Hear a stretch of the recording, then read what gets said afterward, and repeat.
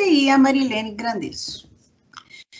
Então, Terapias Pós-Modernas, um panorama. Esse texto base, ele já está no Canvas.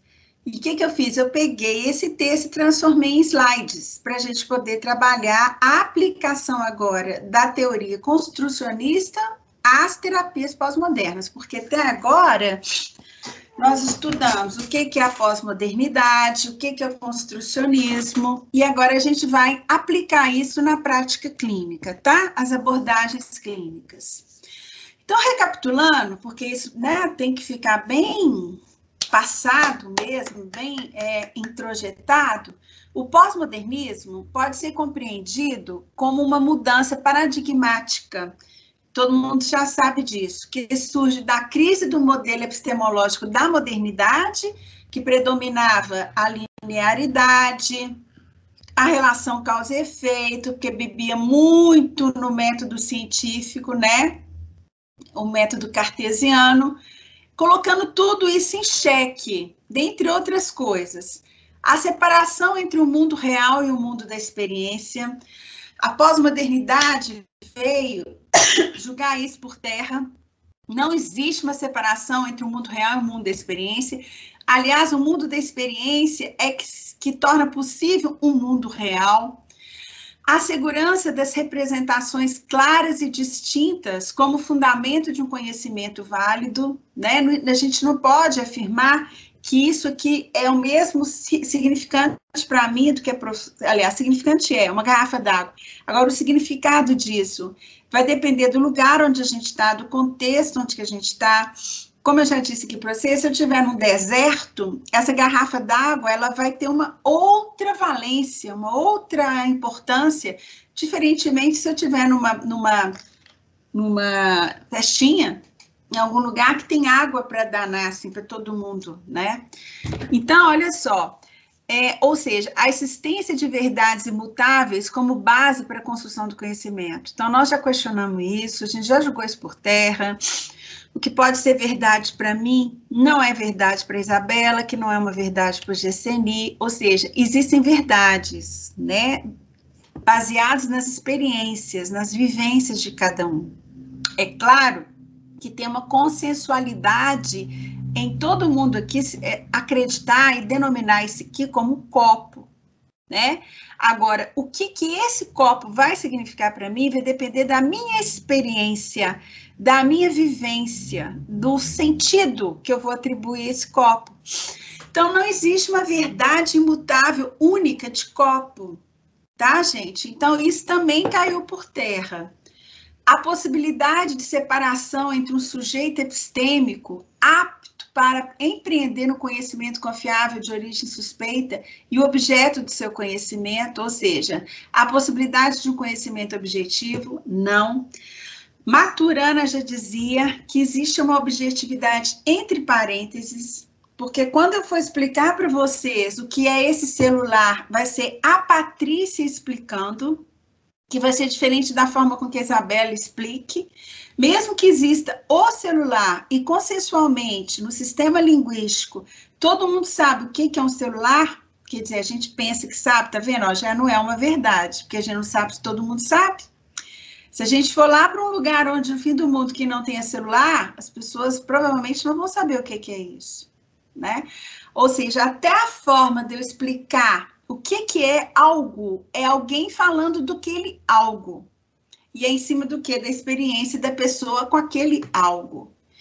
Então, a pós-modernidade, o pensamento pós-modernista, ele vai nos auxiliar a perceber que o mundo, na verdade, é uma construção, que toda a realidade que a gente relata para o outro é uma construção que eu estou fazendo dessa realidade, né?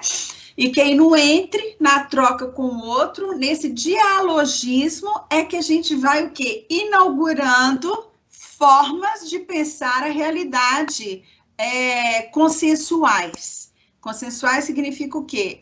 Em consenso. Sim, isso aqui é um copo, tá? Agora, não tem garantia que em qualquer lugar do planeta que você vá, que tenha humanidade vivendo, que as pessoas vão saber que aquilo ali é um copo. Então, o conhecimento como um processo ativo, construído e não descoberto. apoia-se na ideia de que a compreensão humana é uma construção negociada entre redes conceituais das pessoas em transações no mundo. Eu só vou dizer que isso aqui é uma garrafa d'água, porque isso aqui foi negociado, o sentido disso aqui ser uma garrafa d'água. Mas antes disso aqui ser uma garrafa d'água, era uma garrafa de suco, que tinha inclusive o rótulo aqui do suco de laranja. Ou seja, eu não posso afirmar que isso aqui sempre foi e sempre vai ser uma garrafa d'água, não. Se um dia me der na cabeça e eu quiser virar isso aqui e cortar aqui, vai virar o quê? Aquele negocinho de colocar o coador de café em cima. Pode virar um filtro, pode virar um regador de planta. A gente fura aqui, ó, vira um regador de planta. Percebe, gente? Então, nada é algo que é fechado. Tudo está em construção de sentido, tudo está em construção de significação, né? Então, não tem sentido, dentro dessa nova perspectiva, a busca de parâmetros para interpretação acurada da realidade numa pretensa produção de um conhecimento independente do sujeito cognoscente, da cultura onde ele está inserido e da história. Então, eu acho muito bacana, porque o construcionismo social, ele dialoga muito com a perspectiva sócio-histórica do Vygotsky. Quando o Vygotsky fala que tudo baseia na mediação semiótica, né? Que é nesse encontro entre as pessoas, nessa construção de significados. E aqui, então, a mesma coisa, não existe um sujeito descolado do que ele está construindo. Não existe conhecimento descolado do sujeito, tá? Roberto, está com a mão levantada? Isso. Ô, Patrícia, eu queria que você diferenciasse, assim, além da questão do embasamento teórico e tal, quais são as principais diferenças do construcionismo social para a fenomenologia? Porque parecem duas coisas falando com palavras diferentes da mesma coisa, para mim. É diferente. O construcionismo avança, tá? A fenomenologia, ela para nos processos de significação. O construcionismo avança quando ele diz que, para além dos processos de significação, existe a possibilidade de uma construção de uma nova realidade, depois outra e outra e outra. O construcionismo social é mais dinâmico, porque ele considera muito o social. Sabe? Essas produções sociais que vão acontecendo ao longo da história. A fenomenologia, ela não se liga tanto assim no processo histórico. Tá claro isso? Depois você dá uma pesquisada no Cielo lá, e seria até interessante, Roberto, você trazer essa discussão para as nossas aulas, sim, tá? Para poder a gente oxigenar um pouco mesmo as discussões, essas diferenças, tá? Inicialmente, eu vou te responder assim. Depois da apresentação dos trabalhos, quando eu entrar nos diálogos filosóficos da Arline Anderson, aí você vai ver como que isso vai ficar mais claro para você, tá?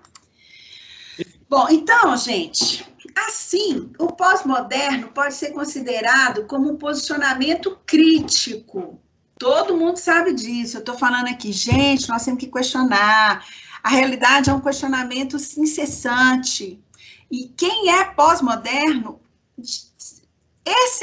por excelência, é uma pessoa crítica. É uma pessoa que questiona o que está posto. Então, é uma postura filosófica que propõe uma nova visão da pessoa humana e do mundo.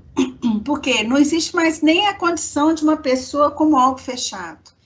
Nós, então, principalmente, o nosso psiquismo, principalmente, é uma eterna usina, né? Assim, a gente está em construção o tempo todo, tá bom?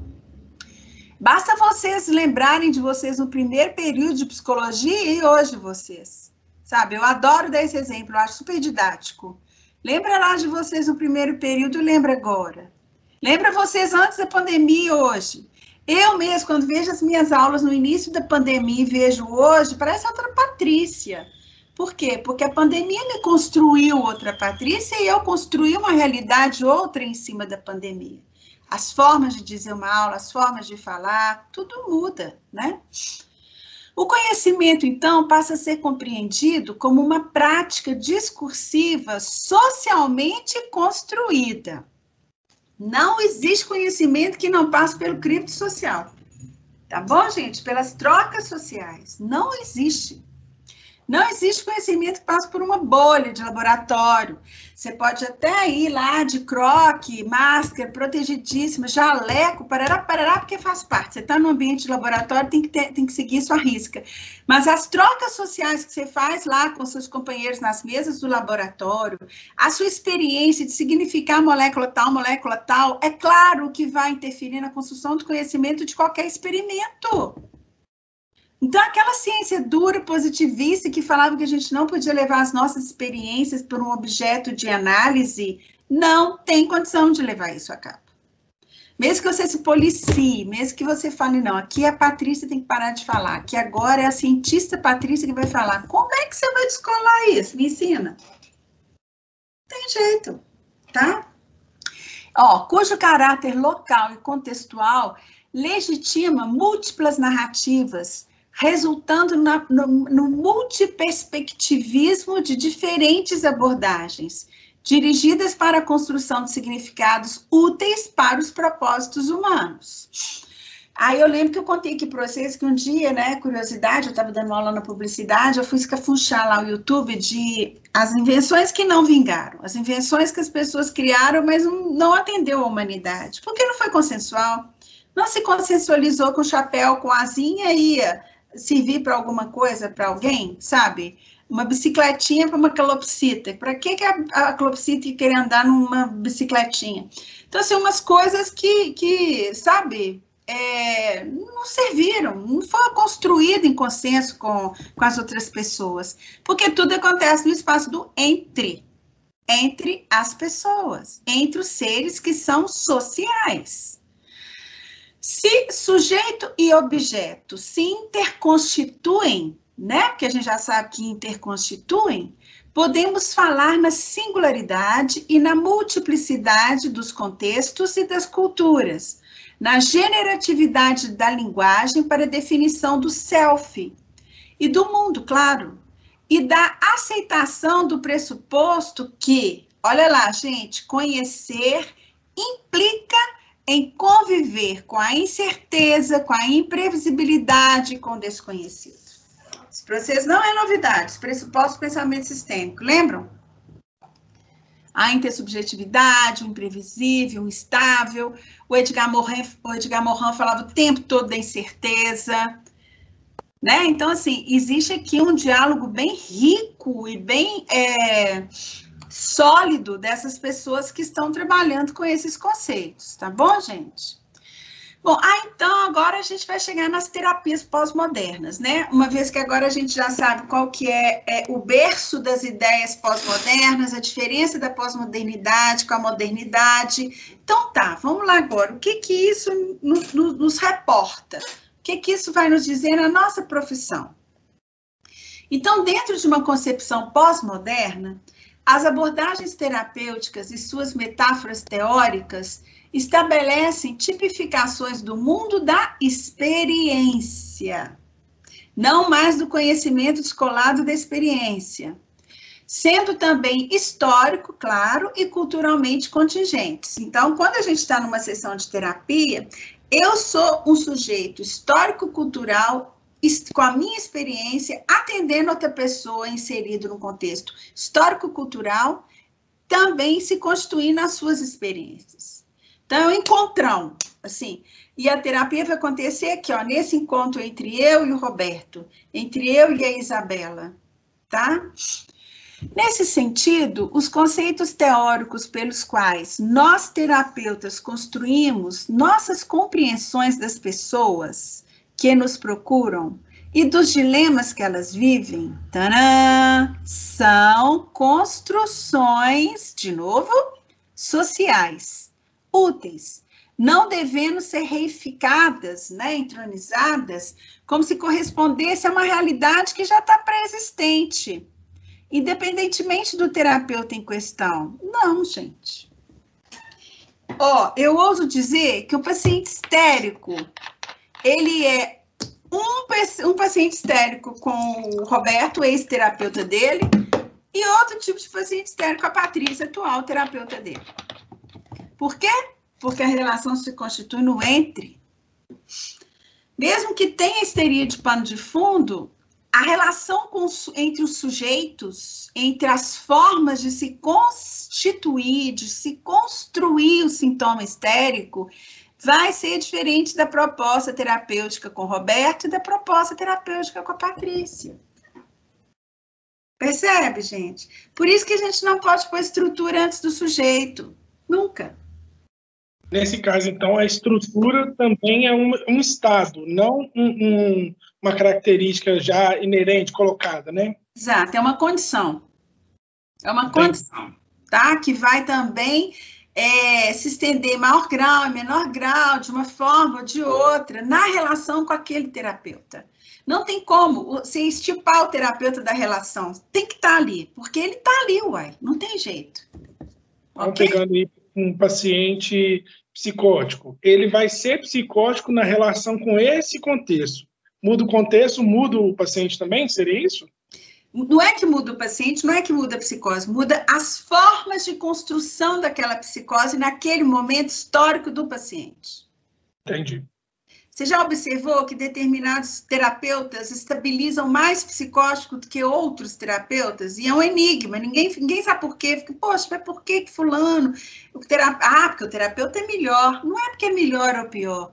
É porque tem uma coisa que acontece ali no entre que faz com que o psicótico, sei lá, ele tenha mais construções possíveis com um do que com o outro. O outro trabalha mais no nível do delírio com ele do que o outro, percebe? Ou seja, isso aí vai variar muito de paciente para paciente na relação com o terapeuta. Tá? Bom, então vamos mais.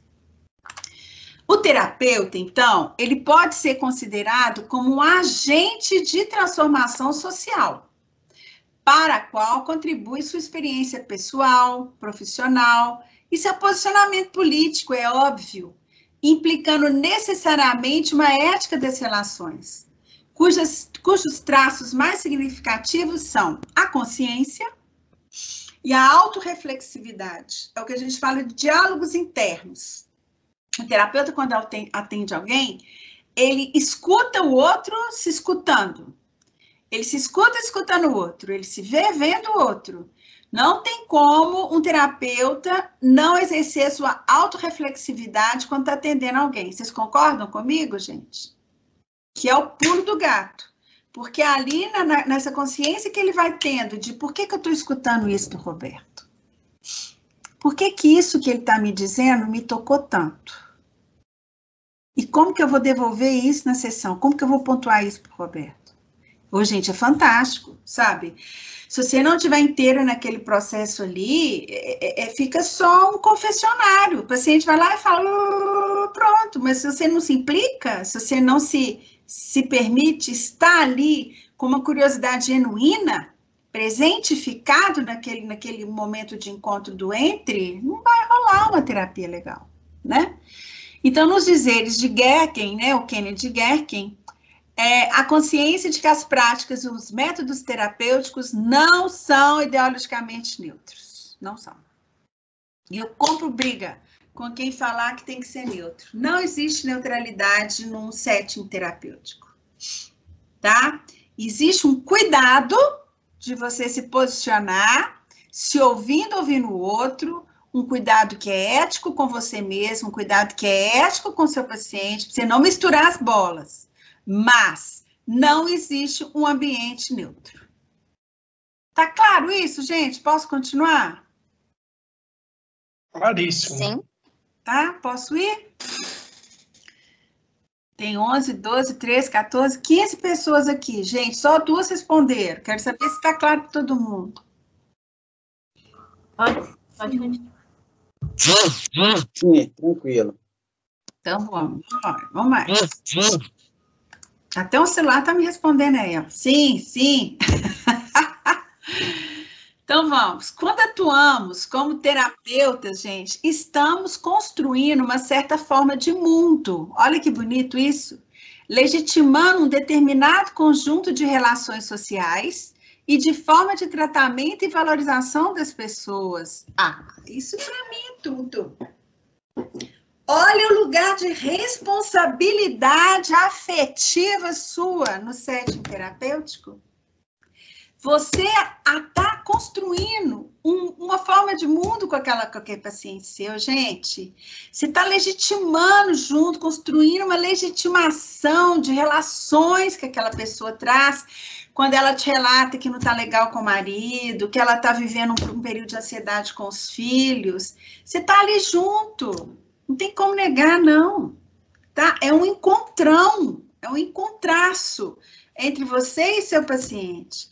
E é uma prova cabal de confiança do paciente para você. Porque ele podia estar em qualquer outro lugar do mundo, ele está ali com você, no setting terapêutico, construindo uma outra realidade possível. Por isso que eu falo que a minha responsabilidade como supervisora é enorme. Eu estou formando terapeutas. E isso não é só teoria, sabe? Tem o meu entre que com vocês também, né? Então, o pensamento pós-moderno na prática clínica reflete-se na mudança das metáforas teóricas que os terapeutas usam, mudando, olha lá, das metáforas organizadas em torno do conceito de homeostase da cibernética de primeira ordem, das metáforas bélicas do Grupo de Milão. Isso aqui é uma metáfora, falando de metáfora. Quando o Grupo de Milão falava em jogos de poder, vocês lembram? Jogos sujos de poder, né? Então, a Marilene, acho legal, ela fala que isso é uma metáfora bélica, bélica de arma, né? Tão bem descritas no artigo do Sequin para as ecológicas, em torno do conceito de coevolução, co-criação e co-participação. Então, aqui agora, bem-vindo o prefixo co. Ele chegando, sabe? É coevolução, co-criação, co-participação, ou seja, o terapeuta também evolui junto com o seu paciente, ele também participa, ele também cria, e ele sai das sessões mexido, sim, criando novos contextos terapêuticos para ele, sim, revendo, inclusive, formas de pensar, formas de analisar determinada situação, sim. Então, a história deste mais de meio século de terapia familiar pode ser descrita a partir dos desdobramentos que passaram a configurar o discurso terapêutico pós-moderno em torno de outras metáforas teóricas, que passando pela pessoa do terapeuta e de seu engajamento no processo autorreflexivo, abandona a noção de descoberta. Aí que acontece? Quando isso acontece, quando ele fica nessa posição, como eu já disse, de engajamento, no processo de curiosidade genuína, autorreflexivo, né? Ou seja, eu me ouvindo o outro, eu me observando o outro, né? Eles, então, organizam, gente, narrativas teóricas e práticas terapêuticas diferentes, em torno do conceito de quê? De co-construção, tanto dos problemas como das suas soluções. Então, aqui a gente vai dizer que o especialista é o cliente, é o paciente. Então, quando você co-constrói saídas, resoluções para alguma coisa que o paciente está vivendo, tem que ser junto com ele. Porque ele é o especialista da vida dele, não é o terapeuta.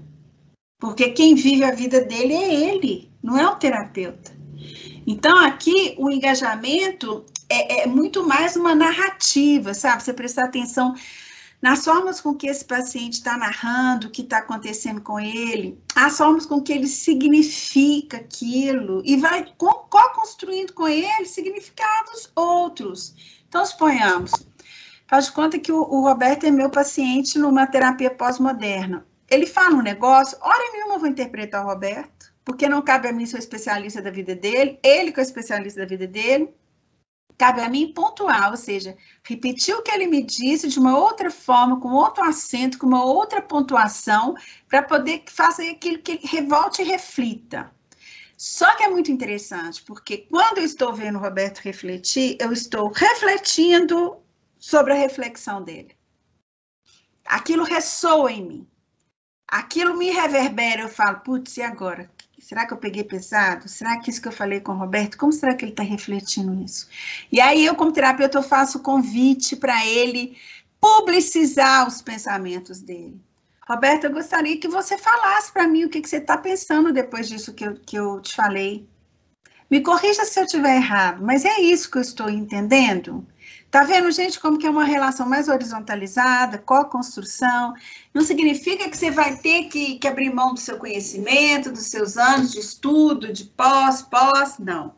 Mas a partir do momento que você está atendendo uma pessoa, põe na sua cabeça, o especialista da vida daquela pessoa só pode ser ela mesma. Você está junto, você está ali junto, co-construindo. Mas, na verdade, o envolvimento maior tem que ser do paciente. Tá claro, gente? Posso ir? Muito claro. Então, olha, dentre as palavras-chave comumente empregadas pelos muitos modelos terapêuticos pós-modernos, nós vamos destacar essas palavras, ó. Sistemas linguísticos, porque todo mundo que está aqui no 10º período está formando, sabe que os seres humanos são seres de linguagem. Alguma dúvida em relação a isso? Não. Papagaio só repete, chimpanzé só repete, eles não criam. Nós somos seres de linguagem porque, além da gente conversar, a gente cria novos significados para aqueles objetos. Narrativa, vocês vão ouvir falar muito essa palavra nos terapeutas pós-modernos. Conversação, porque não é então é conversa, não é só palestra, não é só um falando e o outro calado, não é só o paciente falando e o terapeuta calado, e não é só o terapeuta falando e o paciente calado. É um processo de co-construção. Conversação, um diálogo com histórias, com significado, impregnado de cultura, porque quando eu atendo uma mulher e ela vem se queixar de um patriarcalismo, um machismo, ela vem com a queixa do ponto de vista dela, do mundo onde ela vive, do mundo onde ela faz trocas, né? E isso em terapia de grupo fica muito claro. Quando você joga um tema para ser discutido com um grupo de mulheres, e aí você vai vendo o que? Dissonâncias do significado. Então, se você fala lá machismo, para umas elas vão significar aquilo como um obstáculo, algo que humilha, outras vão significar aquilo como uma resistência, luta, a gente tem que ir à luta. Aí outras já vão significar, não tem jeito, desde que o mundo é assim. Então, gente, tudo está na narrativa. Porque a narrativa é um diálogo interno externalizado. Então, nós terapeutas, nós temos que favorecer narrativas dos nossos pacientes, né? Me fala um pouco mais sobre isso, como que você vê isso, como que você significa isso, eu quero compreender um pouco mais, né? Ou seja, a gente é mais ativo no processo, né? Na condução terapêutica, tá? As teorias que os terapeutas adotam são, neste referencial pós-moderno, lentes provisórias, ou seja, porque tudo está em constante mudança, né? Conforme dizem Anderson e Gulichian, não derivando o seu valor de qualquer pretenso valor verdade, porque não existe uma verdade absoluta e fechada, mas sim de sua utilidade como marco que vai gerar e vai organizar significados úteis para a compreensão dos dilemas humanos e favorecer uma prática terapêutica geradora de mudança. Gente, é batata. Se você convoca o paciente para a narrativa, ele vai, no momento que ele está organizando uma narrativa para te contar, é muito legal. Ele está organizando a própria forma de ver a realidade. Ele está organizando as ideias, ele está organizando os sentidos que ele está dando para aquilo que ele está te relatando. E aí, isso vai gerar algum tipo de reflexão. Por isso que o terapeuta está ali, para ser um gerador de reflexão, de ser um construto, estar junto com ele ali, construindo sentido pelo que ele está narrando. E aí, é claro que vai gerar mudanças. Né? Porque se eu tenho um terapeuta que está ali junto, me provocando, no bom sentido, né, gente? Me questionando, me fazendo desconstruir algumas coisas e construir outras, tem mudança aí, né? Bom, e as técnicas? As técnicas, dentro dessa concepção, somente podem ser compreendidas como criadoras de contextos, e contextos propícios para a mudança terapêutica, derivando seu valor de sua generatividade para favorecer transformações criativas. Então, olha só. Não adianta nada eu pegar esse livro aqui, da Solange Rosset, que é terapeuta estratégico de primeira ordem, e aplicar essa tarefa aqui dela, ipsis literis, tá? Olha, auxiliar o terapeuta a levantar as dificuldades da família naquele momento, propiciar que a família reflita e tome consciência das suas dificuldades. Isso aqui é só um norte. Eu posso até usar dessas tarefas aqui dela, posso até usar dessas atividades aqui, mas contextualizando no significado que a família pode até dar para essa proposta que eu vou fazer para eles. Significando a cultura de onde que essa família vem. Significando as formas dialógicas que essa família usa para poder dizer de algo. Então, olha aqui, o desenho, quer ver o material, cartolina, papel, enrolo e lápis. Qual que seria a recomendação? Individualmente, façam um desenho que mostre as dificuldades da família nesse momento. Bacana, dá pano para manga. Mas que eu não fique somente na interpretação desse desenho com a família, mesmo porque eu não tenho que interpretar nada. Eu tenho que apostar numa narrativa. O que vocês desenharam? O que levou vocês a desenhar isso? Foi significativo? O que aconteceu? Me falem mais sobre isso. Né? Tentem narrar para mim o sentido que a família como um todo atribuiu a esse desenho, por que escolheram esse desenho. E aí, gente, eu aposto com vocês, a cada família que entra no seu consultório, mesmo você usando essa mesma atividade, o que vai vindo lá de lá, ó, é outra coisa. São mundos diferentes, são construções de realidade diferentes, né? Então, dessa maneira, uma teoria passa a ser considerada útil conforme ofereça subsídios para a construção de significados. Mas esses significados têm que fazer sentido para organizar a experiência vivida pela família e a evolução do sistema terapêutico. O que é sistema terapêutico mesmo, gente? É quem você está atendendo com você, terapeuta, incluído. Então, o sistema terapêutico é uma família e o terapeuta. É o terapeuta e o paciente dele, tá? Então, pronto.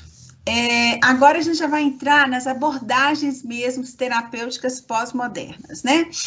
Olha só como que está sendo o caminho desses slides. Primeiro a gente retoma o pensamento pós-moderno, questionador, que constrói novas realidades.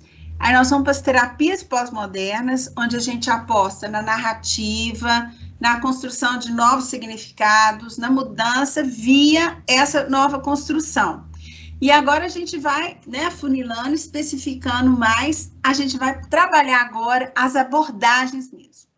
Então, o terapeuta pós-moderno, ele pode se especializar em abordagem narrativa, em colaborativa, em reflexiva, e seria imprudente eu falar que cada uma está num quadrado. Não, uma vez que a proposta é que elas conversem entre elas, tá? Mas agora o sentido é um pouquinho diferente, quer ver? Ó, abordagens narrativas. É um pressuposto dessas abordagens que as pessoas vivem suas vidas através de histórias. E que as histórias organizam e dão sentido à experiência. E que os problemas existem na linguagem, sendo capturados nas histórias dominantes, coautoriadas nas comunidades linguísticas das pessoas, tendo uma dimensão canônica. Então, vou traduzir tudo isso aí. Vem uma família para eu atender. Aí o menino fala assim, é porque eu sou TDAH.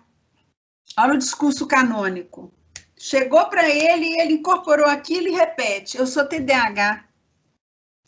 E aí você olha para a família tudo confirma. Por quê, gente? Porque é uma história dominante. Ele é TDAH, eu sou TDAH. E isso é coautoriada. A mãe fala, o pai fala, o irmão fala e o menino banca. Quando você começa a desconstruir TDAH nessa sessão, você vai ver que a mãe vai falar assim, eu não tinha pensado nisso. Aí o pai virou e falou assim, ué, mas eu achei que TDAH era isso. Aí o próprio menino fala assim, ué, então o que eu tenho não é TDAH? Essas desconstruções possíveis, em cima de um discurso que já chega pronto, é o nosso grande objetivo, tá? Pode até ter um diagnóstico de TDAH, mas como que a família está significando isso? Até que ponto essa família repete sem questionar esse diagnóstico? Então, a gente começa a trabalhar o quê? O sistema de linguagem com essa família. O que significa TDAH? O que vocês já leram sobre isso? Fulano, né, o sintomático, por que você se diz TDAH? Né? Porque aí, gente, vocês vão ver os processos de convencimento. Tem um médico que disse, a família legitima o saber médico, tem uma escola que corre atrás e que legitima também, e aí a família acaba o quê? Engolindo isso goela abaixo. Ele é TDAH. Só que quando você chega no consultório e o terapeuta começa a desconstruir esse significado TDAH, é importante que aí você vai ver o que as famílias dizem daquilo, porque sim, elas têm perguntas para serem feitas. Né? Então, dentre as variações da narrativa, a gente vai encontrar a terapia narrativa com ênfase nas micropráticas transformativas e na organização de histórias qualitativamente melhores para o sistema, em torno dos estranhos atratores, fazendo referência à teoria do caos. Então, quando você começa a questionar o que é o TDAH com essa família, você está mexendo com vespeiro, e que ótimo, porque é o que são chamados estranhos atratores. É estranho porque a família não tem noção daquilo ainda, e atratores porque serve para atrair atratores, atrair novas significações em cima do TDAH, né? E aí, é claro, que vai chegar ao momento em que a família vai se, poxa, então o que é isso? Né? Ou seja, elas vão fazer borda ali no caos, porque até agora é um discurso dominante, TDAH. Quando elas começam a desconstruir esse significado TDAH, é como se elas entrassem numa incerteza, né? Tipo, então se não é isso, é o quê? Não, agora confundiu a cabeça da gente. Nossa, essa terapia tá pior do que eu imaginava. Por quê? Porque só tá me confundindo a cabeça. Que ótimo. Porque confundir a cabeça significa o quê? Construir com essas pessoas outras possibilidades de compreensão da realidade sem ser dentro desse discurso canônico, que já chega prontinho, você tem que engolir, pronto. Né? Então, estes atratores caracterizam-se como opções potenciais que surgem nos pontos de bifurcação das histórias, desestabilizadas pela conversação terapêutica, conforme o trabalho de Slutsky. Então, pegando o gancho do TDAH, a primeira coisa que o Slutsky ia perguntar é, defina TDAH para mim. Aí eles definem. Bom, isso aí eu sei, vocês leram no livro e tal. Eu quero que vocês compreendem e falem para mim qual que é o sentido disso para vocês. Porque o conceito a gente só basta entrar e ver um livro, tá lá. TDAH é um transtorno, mas o que isso significa para vocês? O que significa para a família ter um membro que está diagnosticado nesse momento como TDAH? Aí eu já provoco, percebe? Quando eu falo nesse momento. Aí a família já olha um para outro assim e fala, nesse momento? Por quê? Significa que ele não é? Aí você começa a desconstruir. Quando que vocês observaram isso? Porque, olha só, igual aquela lâmina que eu passei para vocês. Um menino, em alguma família, ele pode ser considerado como criativo, curioso, agitado devido a essa curiosidade dele. E tá bom, tá de boa. Esse mesmo comportamento de uma outra criança em outra família já é TDAH. Então, isso faz com que a gente tenha que ouvir a narrativa dessa família. Como que esse diagnóstico foi construído, para a gente poder entender um pouco até a significação desse sintoma que está chegando junto com essa família. A terapia narrativa também, ela tem ênfase nos processos reflexivos e na abertura das palavras para os significados por elas construídos, bem como no processo de questionamento como contexto generativo em relação à mudança. Quem são os grandes representantes dessa terapia aqui? O Tom Anderson e a Peggy Penn. Eles enfatizam a importância das diferentes vozes, né? A polivocalidade que vem da escrita, que vem dos diálogos internos, além da que decorre das distintas conversações. Então, Tom Andersen, ele era um norueguês que trabalhou muito essa terapia narrativa reflexiva, que ele, diferentemente do pessoal que pega mais pelo social, ele começa a trabalhar a narrativa mais no ponto de vista da reflexão. Eu até tenho aqui, eu acho que um vídeo dele, só que eu não sei se vai dar para compartilhar aqui, gente, só um minutinho, que é fantástico a proposta dele. É porque eu tenho ele em inglês, deixa eu ver se eu consigo ele aqui traduzido. Tom Andersen. Deixa eu ver aqui. Ah, tem. Entrevista Tom Andersen. Podemos, gente? Só que eu acho que está em espanhol. Mas eu acho que dá para entender. Olha, gente, vê se vocês conseguem acompanhar um pouquinho. O espanhol é mais perto do português, né? Mas só para apresentar um pouquinho ele, o que ele tem para dizer para a gente, olha lá. Bom, então vamos continuar aqui. Paramos no Tom Andersen. Terapias pós-modernas. Práticas narrativas reflexivas, né? É aqui. Ok. Agora, tem outra forma de fazer terapia narrativa, que é a ênfase na desconstrução das histórias dominantes e das práticas subjugadoras do self. A metodologia disso aqui é muito bacana. A proposta de externalização, situando a pessoa e o problema como entidades diferentes. A Patrícia está aqui, o problema está lá. Ah, a Patrícia é o problema. Não existe isso, Patrícia é um sujeito. Essa coisa de colar pessoa com problema, aqui a gente vai começar a descolar, tá? Porque, gente, porque o problema, ele não está colado na pessoa. Ele é uma criação. Do mesmo jeito que um problema é criado no sistema linguístico, ele pode ser descriado. A Patrícia vai continuar Patrícia, sem ou com o problema. Qual que é o grande lance que pesa uma terapia? A pessoa chega como se ela fosse o problema. Ela e problema fusionados. Aí não tem nem perspectiva de sair daquilo ali. Percebe? Então, a primeira coisa que eles fazem é o seguinte, vamos situar então, o problema, tá aqui, a Patrícia, tá aqui. Com Patrícia, como que você tá vendo esse problema? Como que isso está te afetando? Aí vai na família e pergunta a mesma coisa, e fala assim, existe uma outra forma de ver esse problema? Sem ser necessariamente colado na Patrícia? De onde que surgiu esse problema? Como que a família se viu fazendo esse problema? É muito legal. Então, olha só.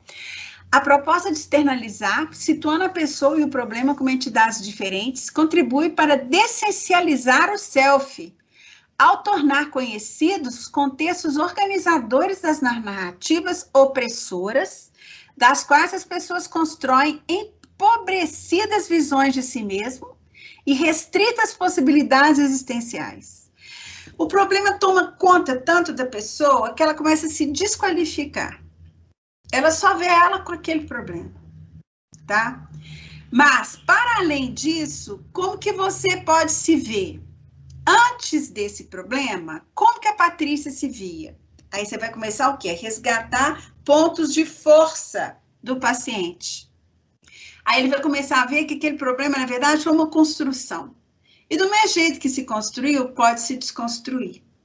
Falando assim, parece que é fácil, né, gente? Não é não, é tudo no diálogo, uma sessão atrás da outra sessão, mas toda vez que fala, não, porque você fala, não, vamos falar, a situação, o problema que você, né, construiu é essa, mas você, o que você estava me dizendo mesmo? Gente, isso tem uma eficiência que vocês não fazem ideia. A pessoa fica até mais aliviada quando ela começa a perceber que um problema é uma construção. Como qualquer coisa na realidade. E se foi construído, ele pode ser desconstruído também. Ah, mas não depende só de mim, envolve fulano, ciclano, mas o que depende de você? O que você pode fazer? Então, gente, é muito interessante, porque aí cria uma possibilidade de uma reconstrução narrativa. Aí, com essa deslocalização do problema da pessoa, decorrente, né, desse trabalho terapêutico, o que acontece? Vai começando a ter reautoria, a pessoa vai começando a reescrever a sua própria autobiografia.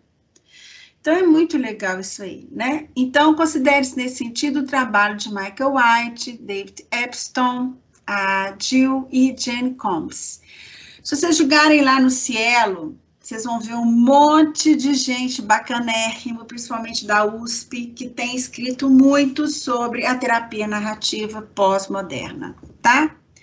Até aqui tá indo, gente? Vocês estão entendendo a grande sacada que é descolar o problema do sujeito? Ou não? Eu estou entendendo, mas é complicado pensar isso numa perspectiva de uma terapia breve, né, Patrícia? Porque tem algumas coisas isso aqui não é tão breve, não. É terapia de consciência. Ah, sim. Terapia de consciência. Okay. Tá? Aqui seria uma contradição. Eu já recebi o Roberto como paciente meu falando, não, isso aqui é uma terapia breve. Não, eu não sei o ritmo dele. Não é ele que é o especialista? Então, ela questiona, inclusive, essa coisa da primeira cibernética, de falar que a terapia tem tanto tempo, tantas horas, tá? Bom, essas foram, voltando, retomando, essas foram as abordagens narrativas. Tá claro, gente? Dentro das narrativas, você vai ver que tem a ênfase nas micropráticas, a ênfase nos processos reflexivos e a ênfase na desconstrução de histórias dominantes, tá bom? Depois, a gente vai ver uma outra abordagem, que são as colaborativas. Então, aqui, ó, dentro das terapias pós-modernas. Vamos lá, então, bem didático. Dentro das terapias pós-modernas, teremos as terapias, como a palavra mesmo diz, terapias narrativas, na narrativa do sujeito, narrativas, que também se subdividem, né? Depois, a gente vai ter as terapias colaborativas. E depois tem outras e outras e outras, a gente vai vendo sem pressa, porque o meu objetivo maior é que vocês venham junto comigo, construindo aqui outras formas de ser terapeuta, né? Então, olha, abordagens colaborativas. Essas abordagens são organizadas em torno da definição dos sistemas humanos como sistemas a priori linguísticos. Somos seres de linguagem, geradores de linguagem de significado, organizadores de linguagem para dissolver problemas. Ou seja, todo mundo que está aqui sabe que um problema só pode ser desconstruído se ele for conversado sobre ele. Se tiver diálogo, se tiver um processo de desconstrução pela linguagem daquilo que está acontecendo. Não tem como, nós somos seres humanos, igual somos seres de linguagem. Tá claro? Eu acho que não tem jeito mais de duvidar, não, né? Que somos seres de linguagem, né? Este é o caso da terapia de base dialógica, inclusive o texto da Arline Anderson, maravilhoso, tá lá no Canvas para vocês lerem, e do Gulichian, né? Que vai falar o seguinte, o expert é o cliente. Gente, o diálogo é uma postura filosófica. A pessoa, a partir do momento que ela começa a exercitar o diálogo com o outro, ela fica mais tolerante, ela se abre mais para o outro, ela fica mais compreensiva, ela fica mais empática, porque diálogo é diferente de debate, não é? Diálogo é diferente de eu ter que engolir goela abaixo que eu tenho que gostar de café porque alguém gosta de café. Não necessariamente é consenso. Existe possibilidade de eu dialogar mesmo discordando da pessoa. Vocês concordam? Bom, então, gente, o processo de terapia é a conversação terapêutica, na qual o terapeuta é um participante ativo e arquiteto do diálogo, que é uma forma de conversação na qual o terapeuta e o cliente participam ativamente, conjuntamente, no co-desenvolvimento de novos significados, de novas realidades e novas narrativas, a partir de uma postura terapêutica de genuíno não saber. Então, eu não posso chegar na terapia do meu paciente já achando que eu sei o que ele é, porque eu já estudei muito a neurose obsessiva, ele tem um trauma, por isso que ele maltrata as mulheres, porque ele foi isso, aquilo outro. Poxa, e o sujeito?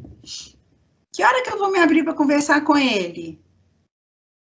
Porque ele pode me surpreender. Aliás, ele vai me surpreender, porque se eu já estou chegando a uma curiosidade genuína, uma genuíno não saber, tudo que vier do lado de lá vai me surpreender, tá? Ah, ótimo, obrigada, Roberto. Então, gente, aqui a abordagem colaborativa, essencialmente, ela se baseia no diálogo como uma metodologia terapêutica, tá? Podemos incluir aqui as propostas com o Just Therapy, do grupo do Family Center de Nova Zelândia. Olha lá, o povo da Nova Zelândia está chegando mesmo, tá? O Charles Waldegrave, que o Eton Massessi, o Oli Campbell, eles organizam sua abordagem terapêutica em torno de conceitos de equidade e justiça social, considerando que muitos dos problemas de saúde mental e de relacionamentos decorrem das consequências das diferenças de poder e de injustiças sociais. E dá-lhe aquela presidente da Nova Zelândia na condução da Covid lá. Vocês lembram, né? Como que ela conseguiu baixar drasticamente o nível de infecções em Nova Zelândia, agiu rápido, fez lockdown, contou com toda a população, porque culturalmente a Nova Zelândia, ela é um país que já está aberto ao diálogo. Ele já pensa no bem comum, ele já tem um problema com a injustiça social. Aí se você vai pegar a história do país, você vai ver que eram os antigos presos políticos da Inglaterra, que começavam a incomodar e questionar tudo, eles mandavam para as colônias na Nova Zelândia e na Austrália. Então, você vê que como que isso já forjou até uma forma de relacionamento entre as pessoas nesse país, né? Então, não foi à toa que, eu acho que a chama Jacinth, né? Ela, como presidente da Nova Zelândia, ela conseguiu controlar a Covid lá. Por quê? Porque ela contou com o engajamento político de toda a população. O grupo propõe que se considere as influências do macrocontexto, claro, socioeconômico, histórico, político, cultural, ético, de gênero, espiritual, para chegar no microcontexto familiar. Então, não tem cabimento. Suponhamos, eu atender o Roberto aqui na minha terapia, não, eu estou dando você de exemplo porque eu estou olhando para você, tá, Roberto? Se eu não contextualizar você no grupo da cultura de onde você está inserido, fazendo trocas o tempo todo, socioeconomicamente falando, politicamente falando, etnicamente falando, relação de gênero, relação sexual, ou seja, tudo isso é o sujeito que está chegando na minha clínica, tá bom? Para esses terapeutas, há significados preferidos para as narrativas emergentes, edificados em torno de valores, promovendo a igualdade de gênero, a autodeterminação cultural, o pertencimento e a espiritualidade. Eu não posso extirpar as formas de espiritualidade do meu paciente ao ouvi-lo, porque para ele é valor aquilo. Entenderam, gente? Mesmo que eu não acredite em Deus, meu paciente acredita. Então, eu tenho que estar aberta para o que vem do lado de lá. Porque muitos terapeutas, inconscientemente, têm um cacuete que quando o paciente começa a falar coisas que ele não acredita, que ele fala, ele desvia o assunto, ele muda, ele fala, tá, isso é importante, mas o que te traz aqui é o que mesmo? Ué, se o paciente está falando que aquilo também é importante, ué. Ele não é o especialista, eu tenho que escutar. O que vier de lá, tem que escutar. Tal proposta coloca o terapeuta no lugar de um profissional engajado com a transformação das políticas sociais mais amplas, sim, comprometido com a ética da igualdade, legitimação, esse 12 aqui, não sei porquê, da pessoa, encorajando uma metodologia de ação-reflexão que considere não apenas indivíduos, e não apenas casais e famílias, mas comunidades, sociedades, países. Percebe que um terapeuta é um ato político? Ser terapeuta é um ato político? Não estou falando aqui de PT, PMDB, PSDB, não. Eu estou falando a partir do momento que você se abre para o outro. Você, nesse diálogo, você não pode desconsiderar os aspectos sociais, culturais, socioeconômicos, políticos. Então, fazer terapia, entre outras palavras, para esse pessoal do construcionismo social, é um fazer político. Porque, querendo ou não, você vai fazer com que a pessoa pense sobre várias coisas, reflita sobre aquilo, mude a forma dela se colocar na sociedade. Claro, gente, tudo reverbera, ué. Não é? Não ressoa? E depois que essas ondas começam a atingir família, comunidade, sociedade, aí entra o Beto Guedes quando fala 1 mais 1 é sempre mais que 2, e é mesmo, porque vai reverberando, tá? Bom, gente, então olha só, depois tem a abordagem estrutural estratégica pós-moderna. Nós já vimos aqui estrutural Minuchin e estratégico MRI, lá na escola clássica. Aqui vocês vão ver a segunda ordem, tá? O que a estrutural se transformou e o que a estratégica também se transformou. Só que eu vou deixar isso tudo aqui para a próxima aula, pode ser? Cena